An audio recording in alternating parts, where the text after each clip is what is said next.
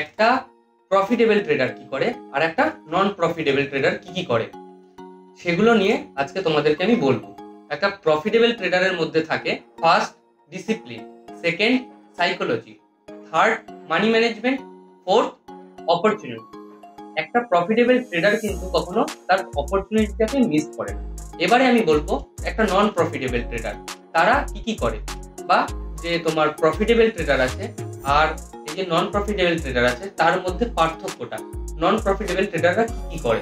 এবার আমরা বলবো নন প্রফিটেবল ট্রেডার নিয়ে। নন প্রফিটেবল ট্রেডারের মধ্যে কিন্তু কোনো ডিসিপ্লিন নেই। এরা যখন তখন যেখানে সেখানে ট্রেড নেবে, তো এরা কোনো কারণ ছাড়া ট্রেড নেবে, এদের কোনো স্টপ লস থাকে না, এদের কোনো টার্গেট পয়েন্ট থাকে না, এদের কোনো পয়েন্ট অফ ভিউ থাকে না।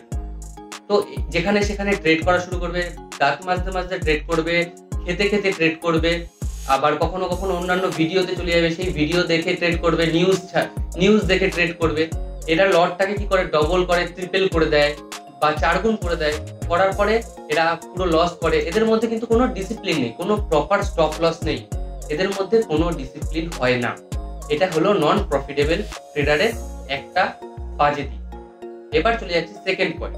সেকেন্ড পয়েন্টটা হলো সাইকোলজি। এদের মধ্যে কোনো সাইকোলজি নেই, এরা কোনো সাইকোলজি ছাড়া ট্রেড করে। সাইকোলজিটা বলতে কিরকম, এদের ইমোশন কাজ করে, ঠিক আছে।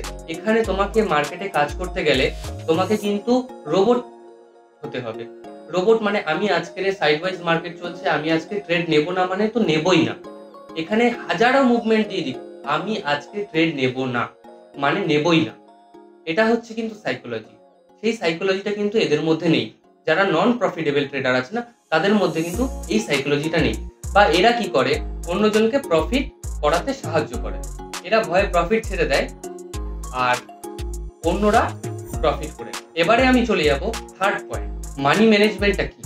মানি ম্যানেজমেন্ট এরা কখনোই করতে পারে না। এবারে যারা নন প্রফিটেবল ট্রেডাররা রয়েছে, এরা একসাথে যে তার 90,000 টাকাটা রয়েছে, পুরো ক্যাপিটালটাই কিন্তু সে ট্রেডিং এ লাগিয়ে দিল।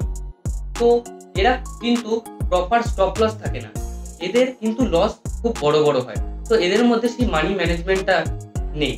তো একটা কিন্তু তুমি যদি সেই দিক থেকে যদি দেখতে যাও, একটা প্রফিটেবল ট্রেডার সে তার এই ক্যাপিটালটাকে, ধরো তার কাছে 90,000 টাকার ক্যাপিটাল রয়েছে, সে এই ক্যাপিটালটাকে 3 ভাগে ভাগ করে নেয়।